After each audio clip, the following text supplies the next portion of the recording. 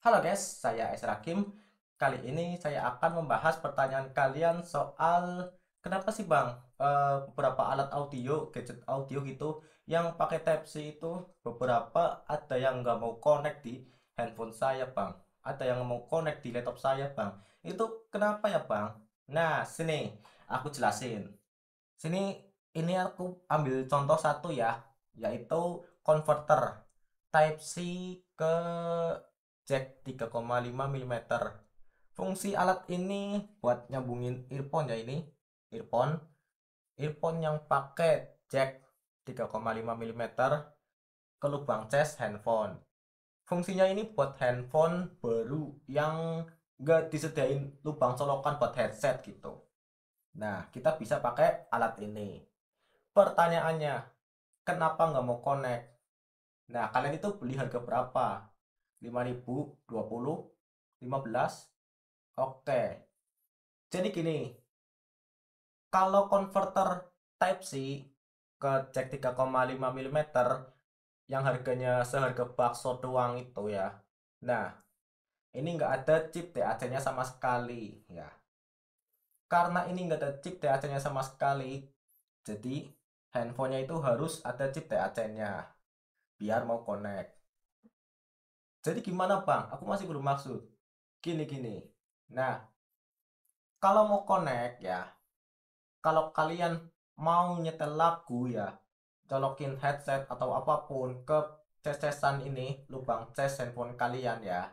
Ini syaratnya, salah satu dari ini ya, ada chip DAC-nya, entah itu handphonenya atau alat audionya. Salah satu harus ada chip DAC-nya biar mau connect dan ngeluarin suara gitu. Entah itu HP-nya yang ada chip DAC-nya atau alat audio atau gadget audio yang ada chip DAC-nya. Salah satu harus ada chip DAC-nya. Kalau dua-duanya ini nggak ada chip DAC-nya, ya nggak mau connect, nggak mau ngeluarin suara. Jadi gitu guys. Pertanyaan kedua, apakah semua alat audio itu ada chip DAC-nya? Nggak semuanya ada. Saya baru kasih contoh satu tadi ya. Converter Type-C ke jack 3,5 mm ya. Nggak semua converter ada chip DAC-nya. Biasanya converter yang nggak ada chip DAC-nya itu harganya sekitar 5.000 sampai 25.000. Aku pernah nemu harganya 25.000 itu paling minim ya. Itu paling minim yang ada chip DAC-nya. Kalian harus jeli ya, lihat di poster tokonya atau foto-foto tokonya, kalian dibaca-baca. Kalau ada chip DAC entah CX atau apa gitu, nah itu berarti ada chip DAC-nya. Tapi kalau nggak ada tulisan keterangan chipnya, itu berarti nggak ada chip DAC-nya. Jadi gitu guys. Nah, nggak semua alat audio itu ada chip DAC-nya. Contoh lain itu ada dongle TWS. Kemarin aku review TWS Jeki VTech ya. Jeki VTech apa itu? TWS yang ada dua mode, dongle sama Bluetooth. Nah, dongle USB-nya ini, dongle USB TWS ini ya nggak ada chip DAC-nya. Jadi HP-nya itu harus harus support, harus ada chip DAC-nya kalau mau dongle-nya ini connect ke HP gitu. Kalau HP-nya nggak ada chip DAC-nya, otomatis dongle TWS itu nggak bisa dipakai. Kenapa? Karena udah dongle-nya nggak ada chip DAC-nya, HP-nya juga nggak ada chip DAC-nya. Jadi gitu. Nggak semua perangkat audio USB itu ada chip DAC-nya. Jadi gitu guys. Pertanyaan yang ketiga, gimana sih Bang cara tahu kalau HP kita itu ada chip DAC-nya Bang? Caranya gimana Bang? Jadi gini guys, saya udah nyoba banyak aplikasi, semuanya nggak ada yang akurat guys. Jadi cara satu-satunya adalah mentes secara langsung. Caranya adalah pertama kita beli converter eh, jack 3,5 mm ke Type C ya.